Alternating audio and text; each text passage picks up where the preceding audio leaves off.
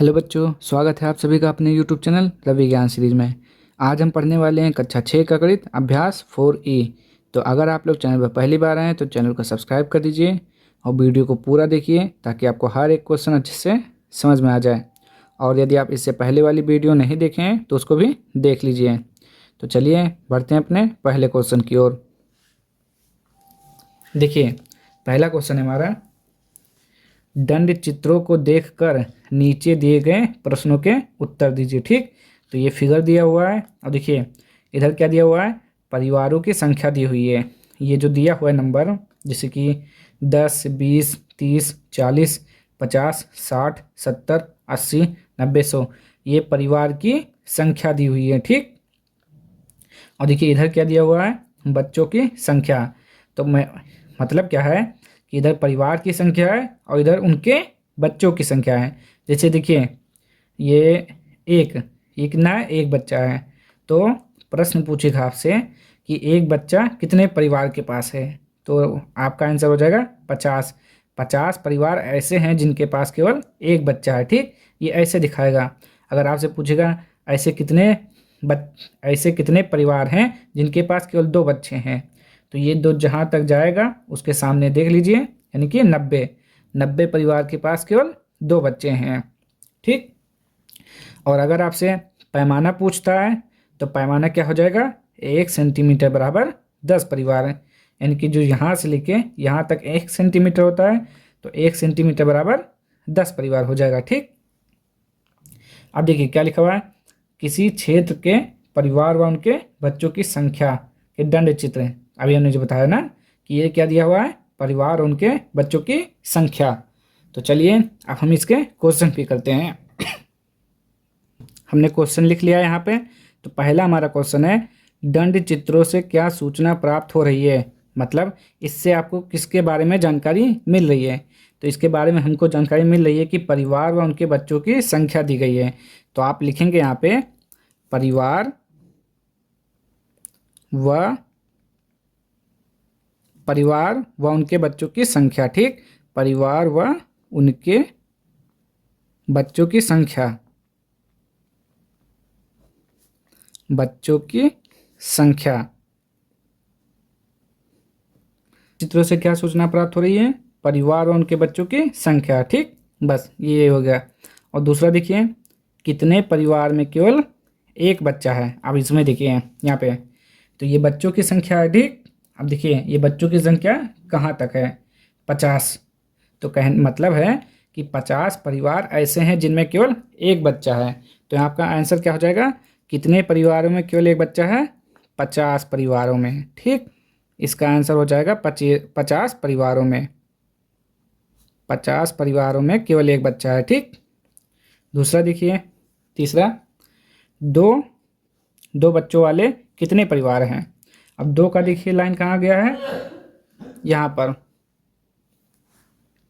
दो का है यहाँ पे 90। तो अब क्या लिखेंगे, दो बच्चे वाले कितने परिवार हैं, 90 परिवार, 90 परिवार। ठीक, ये हो गया इसका आंसर। आगे देखिए, कितने परिवारों में 3 से कम बच्चे हैं। अब देखिए 3 है यहाँ पर, कह रहा है 3 से कितने कम है, कितने परिवार में 3 से कम बच्चे हैं। देखिए यहाँ पर एक बच्चा है और एक बच्चा में कितने कितने परिवारों में एक बच्चा है, 50। कितने परिवारों में एक बच्चा है, 50। ठीक, ऐसे याद रखिए, एक परिवार में 50। और देखिए दो कितने परिवार के पास 2 बच्चा है, ये यहाँ पे 90। यानी कि 50 परिवार में केवल एक बच्चा है, 90 परिवार में 2 बच्चा है, और ये सब 3 से कम है।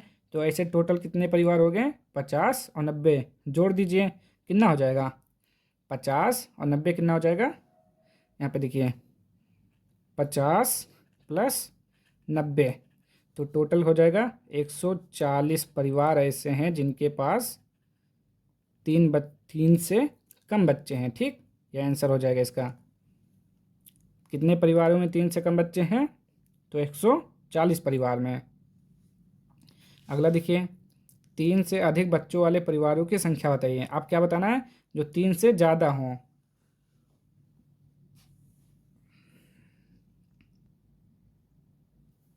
चलिए, कह रहा है 3 से अधिक बच्चे वाले परिवारों की संख्या कितनी है। देखिए 3 यहाँ पर है, 3 से ज़्यादा 4, 4 पे देखिए कितने 4 बच्चे कितने परिवार में हैं, तो 4 बच्चे आपके हैं 30 परिवार में। ठीक, तो आप ऐसे लिख लीजिए यहाँ पे पहले 30। ठीक, 30 हो गया। अब देखिए 3 से ज़्यादा ये भी 5, 5 देखिए कितने परिवार में है, 5 है 20 और 10 के बीच में, यानी कि 15। तो यहाँ पे आप क्या लिखेंगे 15। ठीक, और देखिए उसके बाद 6, 6 में कितने, 6 कितने परिवार में है, तो 0 से 10 यानी कि 5 के बीच में है, 5। तो जोड़ लीजिए 5 5 10 का 0, 1 3 1 4 4 1 5, यानी कि टोटल हो गए 50। तो 3 से अधिक बच्चों वाले परिवार की संख्या कितनी है, 50। ठीक, 50, 3 से अधिक बच्चों वाले परिवारों की संख्या कितनी है, 50। ये इसका आंसर हो गया। 50 परिवार के पास 3 से ज़्यादा बच्चे हैं। अब देखिए लास्ट वाला, सबसे अधिक बच्चों वाले कितने परिवार हैं। सबसे अधिक बच्चा किसके पास है, सबसे अधिक बच्चों वाले कितने परिवार हैं, तो सबसे अधिक जो है बच्चा इसमें है 6। तो 6 में कितने परिवार हैं, 5 परिवार हैं। तो आप क्या लिखेंगे 5, तो 5 लिख दीजिए आप। कितने हैं 5, देखिए 6 वाला कहाँ जा रहा है, 5 पे जा रहा है, तो यहाँ पे आप लिखेंगे 5। सबसे अधिक बच्चों वाले कितने परिवार हैं, 5 परिवार। ये आपका आंसर हो जाएगा। ठीक, तो ये पूरा आंसर हो गया क्वेश्चन नंबर 1। कितना क्वेश्चन था, 6, 1 2 3 4 5 6। ठीक, अब हम देखते हैं इसका क्वेश्चन नंबर 2। चलिए क्वेश्चन नंबर 2 देखिए क्या लिखा हुआ है। वर्ष 2002 से 2006 के बीच एक फैक्ट्री द्वारा निर्मित स्कूटियों की संख्या निम्नलिखित सारणी द्वारा दर्शाई गई है। ठीक, तो ये वर्ष दिया गया है और ये स्कूटियों की संख्या मतलब सन, यानी कि 2002 में 800 स्कूटियों की संख्या निर्मित हुई है। निर्मित मतलब बनाई गई है। सन 2002 में कितना बना है, 800। 2003 में बना है 600। 2004 में 900। 2005 में 1100 और 2006 में 1200 स्कूटी बनी है। ठीक, आगे देखिए क्या लिखा हुआ है। इन आंकड़ों को एक दंड आरेख द्वारा प्रदर्शित कीजिए और प्रश्नों के उत्तर दीजिए। क्या करना है, हमें एक दंड आरेख बनाना है। ठीक, तो चलिए बना लेते हैं। चलिए देखिए हम बना लेते हैं, तो कैसे बनेगा वो भी देख लीजिए। इस तरह से लाइन खींच दीजिए एक, और यहाँ पे लिख दीजिए वर्ष। ये आपका लाइन हो जाएगा वर्ष का। ठीक, और ये आपका लाइन हो जाएगा स्कूटियों की संख्या का। ठीक, तो यहाँ पे लिख लीजिए स्कूटियों की संख्या। आप लिख लीजिए किसी तरह स्कूटियों की संख्या, ये हो जाएगा स्कूटियों की संख्या और ये वर्ष। ठीक, तो सबसे यहाँ पे हमारा सबसे क्या होता है, यहाँ पे हमारा 0 होता है। तो देखिए यहाँ पर क्या दिया गया हुआ है, 600 800 900 1100 1200।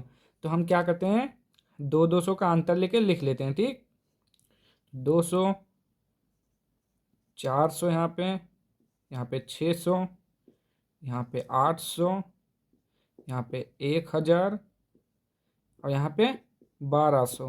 ठीक, ये हो गया। अब देखिए ये हो गया। अब इधर वर्ष लिख लेते हैं। वर्ष हमारा 2002, फिर है 2003, फिर 2004, 2005, 2006। अब हम बना लेते हैं इसका। तो सन 2002 में देखिए कितने हैं स्कूटियों की संख्या, 800 है। तो हम कहाँ तक जाएंगे, 800 तक। तो ये जाएगा आपका यहाँ तक। ठीक, 800 तक हो गया। अब देखिए आगे सन 2003 में देखिए कितना स्कूटियों की संख्या बनी है, सन 2003 में कितना 600। तो हम जाएंगे 600 तक। ठीक, तो यहाँ से आपका जाएगा यहाँ तक 600 तक। ठीक, ये हो गया। सन 2004 में देखिए 900। सन 2004 में कितना है 900, यहाँ लिखिए सन 2004 में 900। तो यहाँ आएगा आपका, तो चलिए ये हो जाएगा 900। ठीक, सन 2004 हो गया। अब 5, 1100। तो चलिए 1100 यहाँ आएगा बीच में, यानी कि यहाँ पे। तो ये हो जाएगा यहाँ से लेके यहाँ तक 1100 तक, ठीक। उसके बाद सन 2006 में देखिए कितना है, 1200 है। तो ये पूरा आपका चला जाएगा यहाँ तक, ये हो जाएगा आपका 12 तक, ठीक। देखिए आप पटरी से अच्छे से बनाइएगा, क्योंकि जो गैप यहाँ पे बराबर होना चाहिए, तो हमारा नहीं है, लेकिन आप पटरी से अच्छे से बनाइएगा, क्योंकि जो दंड आरेख हमारा होता है उसके बीच की दूरी एक समान होती है, बराबर नाप की होनी चाहिए। तो ये देखिए अलग अलग है, लेकिन आप अच्छे से बनाइएगा। चलिए देखिए यहाँ पे अब क्वेश्चन हमारा देखिए क्या लिखा हुआ है, किस वर्ष में सबसे अधिक स्कूटियाँ निर्मित की गई। अब यहाँ से आप देख लीजिए सबसे ज़्यादा स्कूटी कहाँ पे निर्मित है, 800। तो 800 देखिए 800 पे कौन सा है, 2002 है। तो सबसे ज़्यादा आप क्या लिखेंगे, सॉरी 800 800 नहीं होगा, देखिए सन यहाँ पे देख लीजिए 2002 में 800, 2003 में 600, 2004 में 900, 2005 में 1100 और 2006 में 1200। तो सबसे ज़्यादा 1200 है। किस वर्ष में सबसे अधिक स्कूटियाँ निर्मित की गई, 1200, यानी कि सन 2006 में। तो आप यहाँ पर लिखेंगे 2006, ठीक। ये आंसर हो जाएगा। अब इसी का दूसरा क्वेश्चन है, वो भी लिख लेते हैं। चलिए इसी का दूसरा देखिए क्या लिखा हुआ है, किस वर्ष में न्यूनतम स्कूटियाँ निर्मित की गई। अब न्यूनतम यानी कि सबसे कम। तो देखिए सबसे कम कौन सा है, 800, 600, 900, 1100, 1200। तो सबसे कम कौन सा है, 600। तो 600 का देखिए कब बनी है, 2003 में। तो आपका आंसर हो जाएगा सन 2003। ये इसका राइट आंसर हो जाएगा। अब हम देखते हैं इसका अगला क्वेश्चन, क्वेश्चन नंबर 3। चलिए क्वेश्चन नंबर 3 देखिए क्या लिखा हुआ है, नीचे दी गई अंक तालिका के प्राप्तांकों को टैली चिन्ह की सहायता से बारंबारता ज्ञात कीजिए, ठीक। सारणी बनी हुई है, केवल आपको क्या करना है, प्राप्तांक लिखना है इसमें और टैली चिन्ह फिर बारंबारता। तो चलिए देखिए 7 का हो गया है।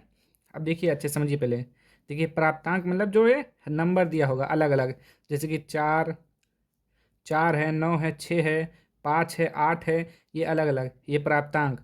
और टैली चिन्ह मतलब ये जैसे कि 7 दिया हुआ है, देखिए 7 कितना बार है यहाँ पे, 1 2 3 4 5। तो 7 कितनी बार है, 5 बार। तो बारंबारता उसका 5 हो जाएगा। और 5 को टैली चिन्ह में कैसे लिखते हैं, इस तरह लिखते हैं, 4 लिख के एक क्रॉस कर देते हैं, ठीक। और 9 भी, 9 का भी हो गया है। अब हम कोई दूसरा लिखते हैं, 7 हो गया है, 9 हो गया, अब हम 8 का करके देखते हैं। तो यहाँ पे आप 8 लिखेंगे। अब आप देखेंगे 8 कितनी बार है, तो 1 2 3 4 5, 5 बार है, तो 5 यहाँ लिखा जाएगा।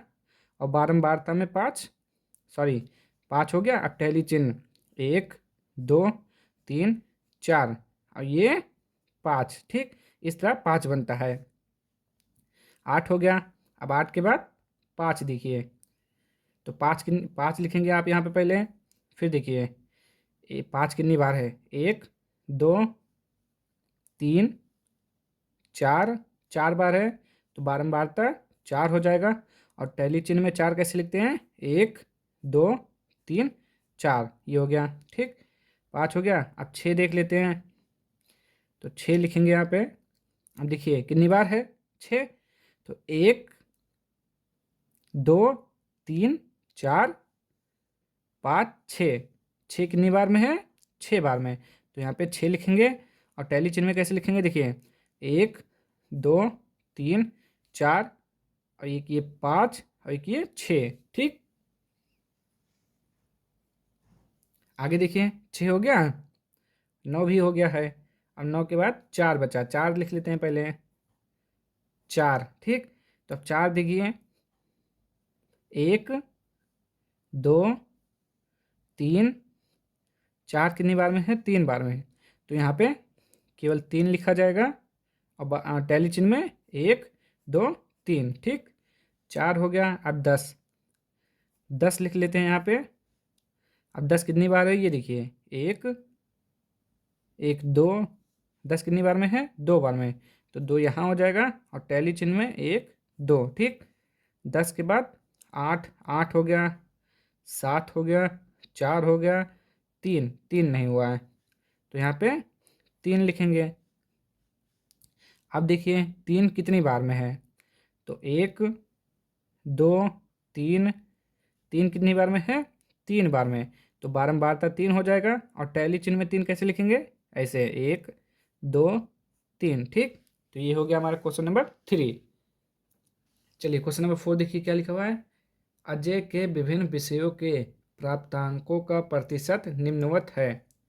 देखिए ये क्या दिया है, प्राप्तांकों का प्रतिशत दिया हुआ है। हिंदी में 35%, अंग्रेजी में 35%, गणित में 60, विज्ञान में 40, सामाजिक विज्ञान में 70। क्या कह रहा है, उपर्युक्त आंकड़ों को दंड चित्र द्वारा निरूपित कीजिए, यानी कि इसका भी डायग्राम बनाना है। तो चलिए बनाते हैं। देखिए लाइन खींच लेते हैं। ये हो जाएगा यहाँ तक, ठीक। इसको हम क्या मान लेते हैं, ये हमारा हो जाएगा विषय, ये जो लाइन हमारा जाएगा ये हो जाएगा विषय, और ये वाली लाइन प्राप्तांक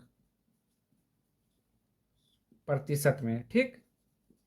तो देखिए हम क्या मान लेते हैं, यहाँ पे 0 होता है, ठीक। देखिए क्या दिया हुआ है, 35 35 60 40 70, तो हम क्या करते हैं 10 10 का डिफरेंस ले लेते हैं, यानी कि यहाँ पे 10%, यहाँ पे 20, यहाँ पे 30, यहाँ पे 40, यहाँ पे 50, यहाँ पे 60, यहाँ पे 70, ठीक। 70 तक क्या है, 70 तक लीजिए। अब देखिए विषय दिया हुआ है, तो हम विषय लिख लेते हैं हिंदी। हिंदी में कितना है, 35%, तो आप यहाँ पे हिंदी में जाएंगे 35, 35 कहाँ आएगा, 10 20 30, और यहाँ 35 आएगा, तो आप जाइए 35 तक केवल। ये आपका कौन सा सब्जेक्ट हो जाएगा, हिंदी, तो लिख लीजिए ये हो गया हिंदी, ठीक। उसके बाद देखिए अंग्रेजी, अंग्रेजी कितना है 35, यानी कि अंग्रेजी भी यहीं तक जाएगा केवल, तो 35 तक ले जाइए इसको भी, ये 35 तक। ये कौन सा सब्जेक्ट हो जाएगा हमारा, अंग्रेजी, यहीं पर लिख लीजिए, आप नीचे लिखिएगा अंग्रेजी, ठीक। अब देखिए उसके बाद कह रहा है गणित, गणित कहाँ तक गया है 60, 60 कहाँ पर है, यहाँ, यानी कि ये वाला कहाँ आएगा, यहाँ पे। तो चलिए यहाँ से चले जाते हैं हम 60 पर, ये हो जाएगा हमारा गणित, ठीक। तो गणित लिख लेते हैं इसमें, ये हो जाएगा हमारा गणित, 60 तक हो गया, ठीक। उसके बाद विज्ञान, तो विज्ञान कहाँ तक गया है, तो विज्ञान तक कहाँ कहाँ तक गया है, 40 तक, तो आप क्या बनाएंगे इस बार, केवल केवल 40 तक बनाएंगे, यहाँ तक, तो यहाँ से ले जाइए 40 तक, ठीक। ये हो जाएगा आपका विज्ञान, ठीक। उसके बाद क्या बचा, सामाजिक विज्ञान, तो 70, 70 कहाँ जाएगा, यहाँ पर, तो ये हो जाएगा आपका 70 का सामाजिक विज्ञान, लिख लीजिए सामाजिक विज्ञान। और देखिए डिफरेंस कितने का है, 0 से 10, 10 20 30 40, 10 10 का डिफरेंस है, तो आपका पैमाना क्या हो जाएगा, पैमाना हो जाएगा 1/10%, ठीक। ये आपका पैमाना हो जाएगा। तो देखिए इसमें ज़्यादा कुछ कह नहीं रहा था, केवल उपर्युक्त आंकड़ों को एक दंड चित्र द्वारा निरूपित कीजिए, ये जो आंकड़े दिए गए हैं उसको निरूपित करना था दंडारेख द्वारा, तो ये हो गया पूरा, ठीक। आप देखिए मैं फिर से बोल रहा हूँ, आप अच्छे से बनाइएगा। हमारा यहाँ पे देखिए कुछ इधर उधर हो गया है, आप अच्छे से, ये लाइन जो बीच का गैप होता है ये बराबर होना चाहिए, ठीक। ये बराबर होना चाहिए, और जो ये इसकी चौड़ाई होती है ये बराबर होना चाहिए। तो आज के लिए इतना ही। क्वेश्चन नंबर 4 समाप्त हो चुका है, 4E का। तो आज के लिए इतना ही रहते हैं। अब हम मिलेंगे नेक्स्ट वीडियो में अगली एक्सरसाइज के साथ। तो अगर आप लोगों को वीडियो पसंद आई हो तो लाइक कर दीजिए, शेयर कर दीजिए और सब्सक्राइब कर दीजिए। ठीक, मिलते हैं नेक्स्ट वीडियो में अगली एक्सरसाइज के साथ। तब तक के लिए जय हिंद, जय भारत।